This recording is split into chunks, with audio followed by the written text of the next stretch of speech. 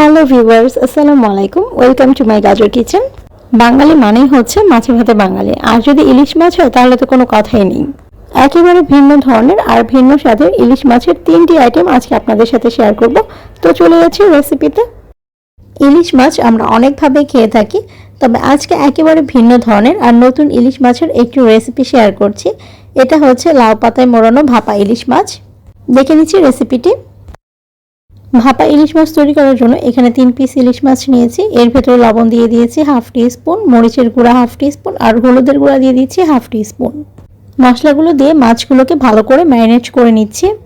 এইভাবে মাছগুলোকে ম্যারিনেট করে নেওয়ার ফলে মাছগুলো তাড়াতাড়ি সেদ্ধ হয়ে যাবে আর মশলাগুলো মাছের ভেতরে ভালোভাবে ঢুকে যাবে, এতে করে মাছের টেস্টটা বেড়ে যাবে। ম্যারিনেট করা মাছগুলোকে 10 মিনিটের জন্য রেস্টে রেখে দিচ্ছি। একটা বাটিতে 2 চা চামচ সরিষা নিচ্ছি। সরিষাগুলোকে পানি দিয়ে ভিজিয়ে রাখছি, তবে শুধু পানি দিয়ে ভিজাবো না, এর ভেতর লবণ দিয়ে দিচ্ছি হাফ টি স্পুন আর কাঁচামরিচ দিয়ে দিচ্ছি 2টা। সরিষাগুলোকে এভাবে ভিজিয়ে 10 মিনিট রেখে দিচ্ছি। একটা বড় বাটিতে বেশি করে পানি নিয়েছি, এর ভেতরে 1 চা চামচ লবণ দিয়ে এই পানির ভেতরে লবণটা ভালো করে মিশিয়ে নিচ্ছি। বড় সাইজের 3টা লাউ পাতা ভালো করে পরিষ্কার করে ধুয়ে এই লবণ পানির ভেতরে চুবিয়ে রাখছি। লাউ পাতার পরিবর্তে কুমড়া পাতাও নেওয়া যাবে। লাউ পাতাগুলোকে 10 মিনিটের জন্য এভাবে পানির ভিতরে ভিজিয়ে রাখছি। ইলিশ মাছ, সরিষা, লাউ পাতা সবকিছু 10 মিনিটের জন্য রেস্টে রেখেছি। এর মাঝে ফ্রাইং প্যানে কিছুটা পরিমাণ সরিষার তেল দিয়েছি। সরিষার তেলটা একটু গরম হয়ে যাওয়ার পর এর ভেতরে আধা কাপ পেঁয়াজ কুচি দিয়ে দিয়েছি। ইলিশ মাছ সরিষার তেলে রান্না করলে খেতে বেশি ভালো হয়, এজন্য সরিষার তেল ইউজ করেছি। পেঁয়াজটা এরকম লাল কালার ভাজি হয়ে গেলে এর ভেতরে কিছু আস্ত জিরা দিয়ে দিচ্ছি। জিরা আর পেঁয়াজটা এরকম লালচে কালার করে ভেজে নিয়েছি। তারপর এই পেঁয়াজটাকে নামিয়ে রেখে দিচ্ছি। একটু আগে সরিষাটা যে লবণ পানিতে ভিজিয়ে রেখেছিলাম, এই সরিষাগুলোকে ভালো করে ধুয়ে তারপর কাঁচামরিচ সহ ব্লেন্ড করে নিয়েছি। এর ভেতরে 1/4 টিস্পুন লবণ, 1/4 টিস্পুন হলুদের গুঁড়া আর মরিচের গুঁড়া দিয়ে দিচ্ছি 1/4 টিস্পুন। মাছে যেহেতু আগেও লবণ মরিচ ইউজ করেছি, সেহেতু এখানে লবণ মরিচটা কম দিয়েছি। আর যে পেঁয়াজটা বেরেস্তা করে রেখেছিলাম, এই পেঁয়াজটা এই মশলার ভেতরে দিয়ে দিচ্ছি। সবগুলো মশলা একসাথে মিক্সড করে ইলিশ মাছের জন্য একটা মশলা তৈরি করে নিচ্ছি।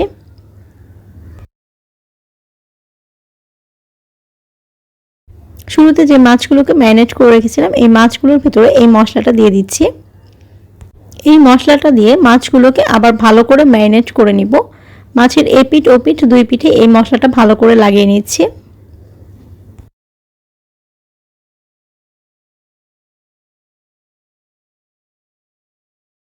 যে লাউ পাতাগুলোকে লবণ পানিতে ভিজিয়ে রেখেছিলাম, ওখান থেকে একটা লাউ পাতা উঠিয়ে এভাবে ট্রেতে বিছিয়ে নিয়েছি। এই লাউ পাতার মাঝখানে একটা ইলিশ মাছের পিস দিয়েছি আর ওখান থেকে কিছুটা মশলা দিয়েছি।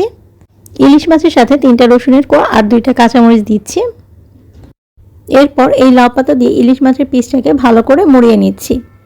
এমনভাবে মোড়াতে হবে যাতে ইলিশ মাছের পিসটা সম্পূর্ণ লাউ পাতার ভেতরে থাকে। লাউ পাতাগুলো এভাবে ভাজ দেওয়ার সময় যাতে করে ভেঙে না যায়, এজন্য পাতাগুলোকে লবণ পানিতে ভিজিয়ে রেখেছিলাম। লবণ পানিতে পাতাগুলোকে ভিজিয়ে রাখার ফলে পাতাগুলো একদম নরম হয়ে গেছে। ইলিশ মাছের পিসটা লাউ পাতায় মোড়ানোর পর এটাকে একটা সুতা দিয়ে বেঁধে দিচ্ছি। এটা এমনভাবে বাঁধতে হবে যাতে এই সুতাটা খুলে না যায়। আমি এটাকে ডাবল গিট দিয়ে দিচ্ছি যাতে এটা খুলে না যায়। তৈরি করে নিলাম একটা লাউ পাতায় মোড়ানো ইলিশ। আরেকটা ইলিশ মাছের পিস একইভাবে লাউ পাতায় মুড়িয়ে নিচ্ছি। ইলিশ মাছের ভেতরে একটু মশলা আর একটু রসুন আর 2টা কাঁচামরিচ দিয়ে তারপর একইভাবে এটাকে পেঁচিয়ে তারপর এভাবে সুতা দিয়ে বেঁধে নিচ্ছি।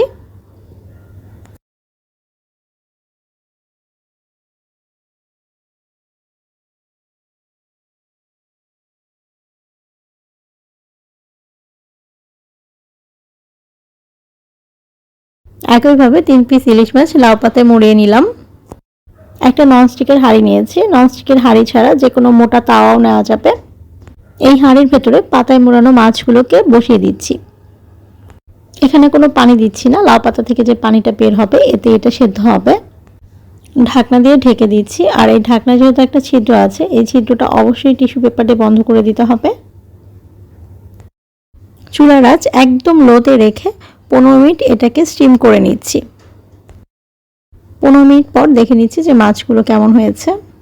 লাউ পাতা থেকে যে পানিটা বের হয়েছে, এই পানিটা দিয়েই কিন্তু মাছের একটা পিঠ ভালোভাবে সিদ্ধ হয়ে গেছে। সবগুলো মাছ একে একে উল্টে দিচ্ছি। যেহেতু লাউ পাতা থেকে পানি বের হয়ে গেছে সেহেতু এই লাউ পাতার ভেতরে আর পানি নেই, এই জন্য এখানে আমি কিছু এক্সট্রা পানি দিয়ে দিচ্ছি। 1/4 কাপ পানি এই চারপাশ দিয়ে এভাবে দিয়ে দিচ্ছি। মাছগুলোর নিচে পানিটা থাকবে। আরেকটা পাশ সিদ্ধ করার জন্য এটাকে ঢেকে আবার 15 মিনিটের জন্য স্টিম করে নিচ্ছি। আর চুলার আঁচ অবশ্যই একদম লোতে রাখতে হবে। টোটাল 30 মিনিট চুলার আঁচ একদম লোতে রেখে স্টিম করে নিয়েছি মাছগুলোকে।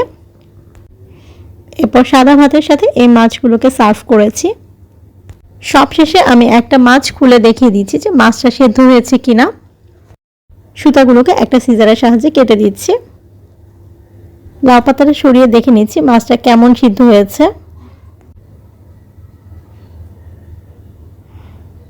মাছটা কিন্তু খুব ভালোভাবে সিদ্ধ হয়েছে, দেখেই বোঝা যাচ্ছে। মাছের স্মেলটাও খুব সুন্দর বের হয়েছে, আর কাঁচা মরিচটা দেখে বোঝা যাচ্ছে যে মরিচটা খুব ভালোভাবে সিদ্ধ হয়ে গেছে। তৈরি হয়ে গেল লাউ পাতায় মোড়ানো ভাপা ইলিশ। হ্যালো এভরিওয়ান, আসসালামু আলাইকুম। ইলিশ পোলাও, ইলিশ বিরিয়ানি সবই তো খেয়েছি আর রান্নাও করতে পারি, কিন্তু ইলিশ ভাতটা আবার কি। ইন্ডিয়ান একজন মোস্ট পপুলার শেফের কাছ থেকে এই ইলিশ ভাত রান্নাটি শিখেছি। ইলিশ পোলাও বা ইলিশ বিরিয়ানির চেয়েও অনেক বেশি টেস্টি হচ্ছে এই ইলিশ ভাত, আর তৈরি করে নেওয়া অনেক বেশি ইজি। চলে যাচ্ছি ইলিশ ভাত রান্নায়। ইলিশ ভাত তৈরি করার জন্য প্রথমে এখানে 1 কেজি সাইজের একটা ইলিশ মাছ নিয়েছি। ইলিশ মাছের লেজ আর মাথাটা বাদ দিয়ে মাঝখানের পিসগুলোকে নিয়েছি। এই মাছটা থেকে টোটাল 8টা পিস হয়েছে। এর ভেতরে 1 টিস্পুন লবণ আর 1 টিস্পুন মরিচের গুঁড়া দিয়ে দিচ্ছি। এই লবণ আর মরিচের গুঁড়া ইলিশ মাছের সাথে ভালো করে মেখে নিচ্ছি। মাছের এপিঠ ওপিঠ দুই পিঠেই মশলাটা ভালো করে লাগিয়ে নিচ্ছি।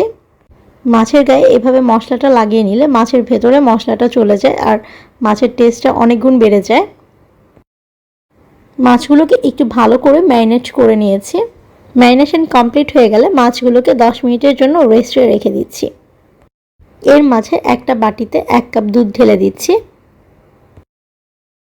এর ভেতরে 1 টেবিল চামচ লেবুর রস দিয়ে দিচ্ছি। লেবুর রসটা দুধের সাথে একটু মিশিয়ে নিচ্ছি। লেবুর রসটা মিক্সড করে নিতে নিতেই দেখতে পারবো যে এখানে দুধের ভেতর একটা ছানার সৃষ্টি হয়েছে। এই লেবু মেশানো দুধটাই ইলিশ ভাতেতে ইউজ করব। এই দুধটা ইউজ করলে ইলিশ ভাতটা অনেক বেশি টেস্টি হবে। এখন চলে এসেছি ইলিশ রান্নায়, আর এর জন্য চুলায় একটি ফ্রাইং প্যান বসিয়ে এর ভেতরে রান্নার রেগুলার তেল দিয়ে দিয়েছি। সরিষার তেল বা সয়াবিন তেল যে কোনো একটা ইউজ করলেই হবে। এখানে তেলটা খুব বেশি গরম হওয়ার আগেই এর ভেতর 1 কাপ পেঁয়াজ পেস্ট দিয়ে দিচ্ছি।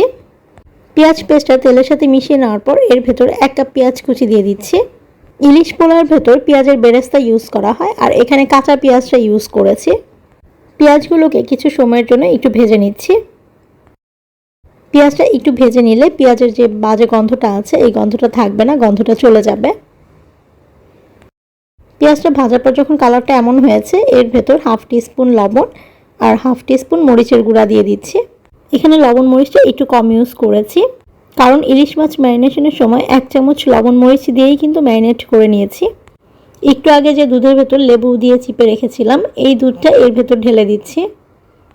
এই দুধের পরিবর্তে এখানে কিন্তু পানিও ইউজ করতে পারবেন, তবে পানি ইউজ করলে টেস্টটা একটু কম হবে। দুধ আর মশলা একসাথে ভালো করে একটু কষিয়ে নিচ্ছি। আর এখানে মশলা বলতে শুধু লবণ আর মরিচের গুঁড়াটা ইউজ করেছি, আর কোনো মশলা ইউজ করিনি।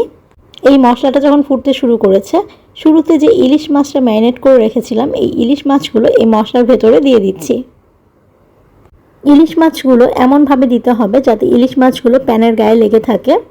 একটা মাছের উপর দিয়ে অন্য মাছ দেওয়া যাবে না। 8 পিস মাছ প্যানের গায়ের সাথে লাগিয়ে বসিয়ে দিয়েছি।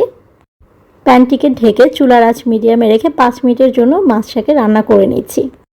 ঘড়ি ধরে ঠিক 5 মিনিট পর মাছগুলোর কিন্তু একটা পাশ সিদ্ধ হয়ে গেছে। এখন এই মাছগুলোকে একে একে উল্টে দিচ্ছি। সবগুলো মাছই এভাবে উল্টে দিচ্ছি। মাছ উল্টানোর কাজটা খুব কেয়ারফুলি করতে হবে যাতে মাছগুলো ভেঙে না যায়। মাছ ভেঙে গেলে কিন্তু এটা কাটা কাটা হয়ে যাবে। সবগুলো মাছ খুব সাবধানে উল্টে নিয়েছি। মাছগুলো উল্টানোর পর মনে হচ্ছে পানিটা একটু কমে গেছে। এর জন্য এর ভেতরে আমি 1 কাপ পানি অ্যাড করে দিচ্ছি, যাতে করে মাছগুলো নিচ থেকে পুড়ে না যায়। এই মাছগুলোর উপর দিয়ে এখন কয়েকটা কাঁচামরিচ ছড়িয়ে দিচ্ছি। চুলার আঁচ মিডিয়ামে রেখে এই পাত্রটিকে ঢেকে আবার 5 মিনিটের জন্য রান্না করে নিচ্ছি। টোটাল 10 মিনিট মাছগুলোকে সেদ্ধ করে নিয়েছি। ইলিশ মাছ সিদ্ধ হওয়ার জন্য টোটাল 10 মিনিটই যথেষ্ট। মাছগুলোর এপিট ওপিট খুব ভালো করে সিদ্ধ হয়ে গেছে। এখন এই মাছগুলোকে একটা বাটিতে উঠিয়ে নিচ্ছি।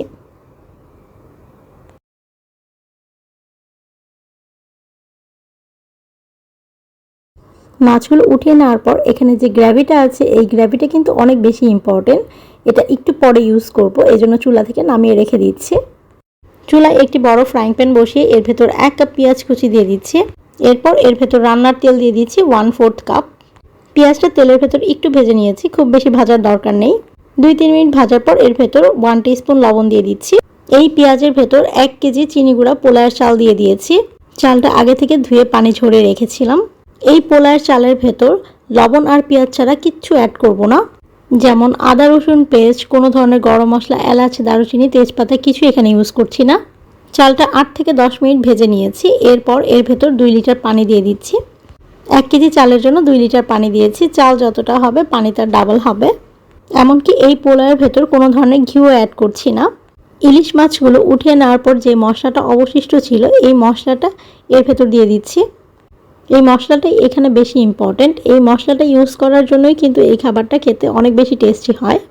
এই গ্রেভিটা পোলাওয়ের চালের সাথে ভালো করে মিশিয়ে নিচ্ছি। এর ভেতর 10 থেকে 12টা কাঁচামরিচ দিয়ে দিচ্ছি। হাঁড়িটাকে ঢেকে চুলার আঁচ মিডিয়াম টু হাইতে রেখে 15 থেকে 20 মিনিট রান্না করে নিচ্ছি। 15 থেকে 20 মিনিট পর পানিটা অনেকটাই টেনে গেছে আর চালটা 90%-এর মতো সিদ্ধ হয়ে গেছে। কতটা চাল সিদ্ধ হয়েছে এটা আমি একটু দেখিয়ে দিচ্ছি। আর চালগুলোকে একটু উল্টে পাল্টে দিচ্ছি।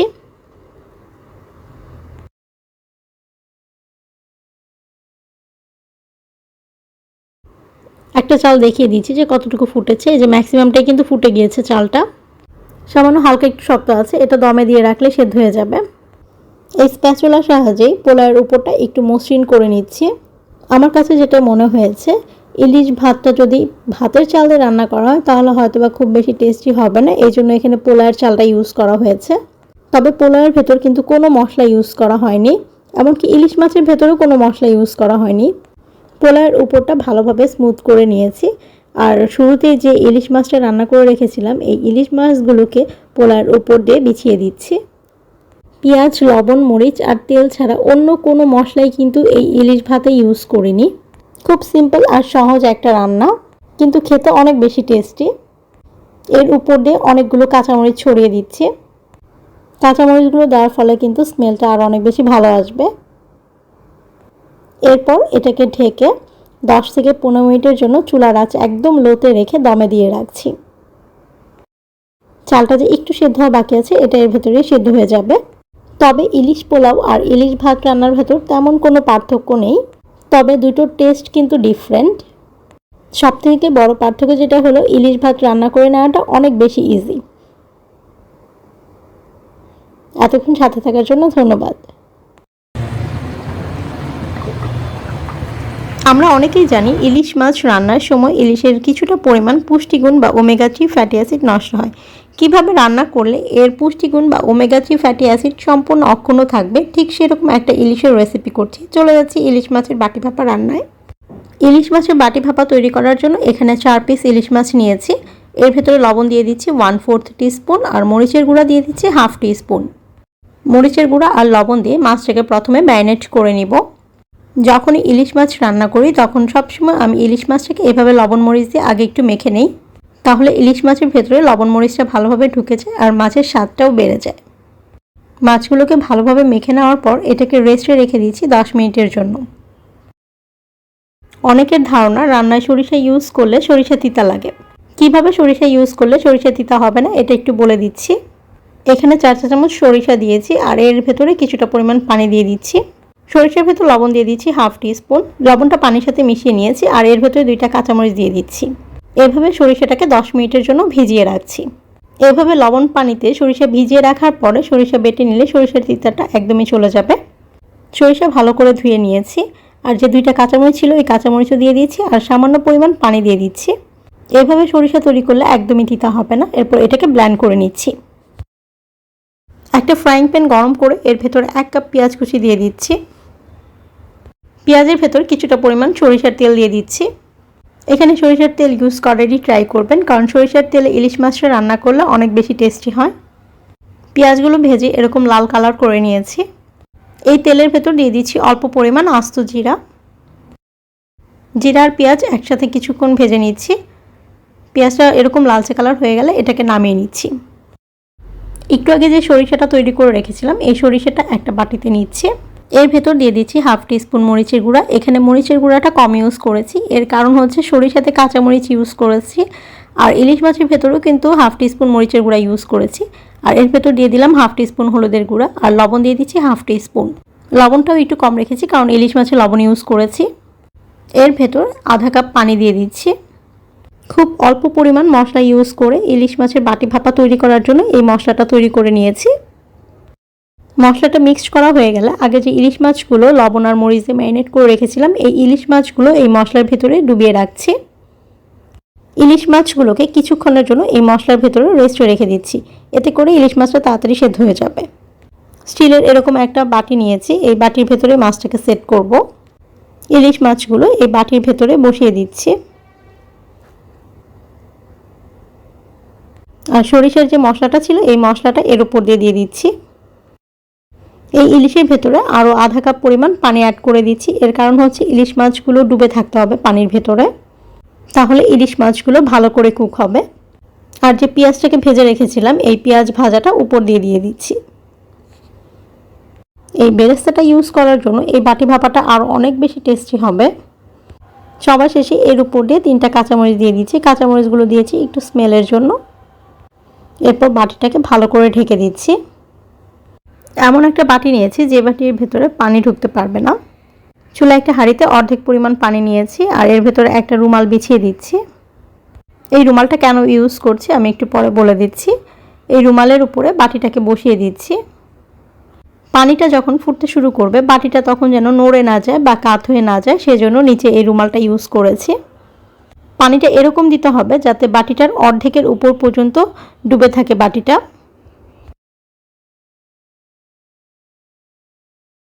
এই হাঁড়িটাকে একটা ঢাকনা দিয়ে ঢেকে দিচ্ছি।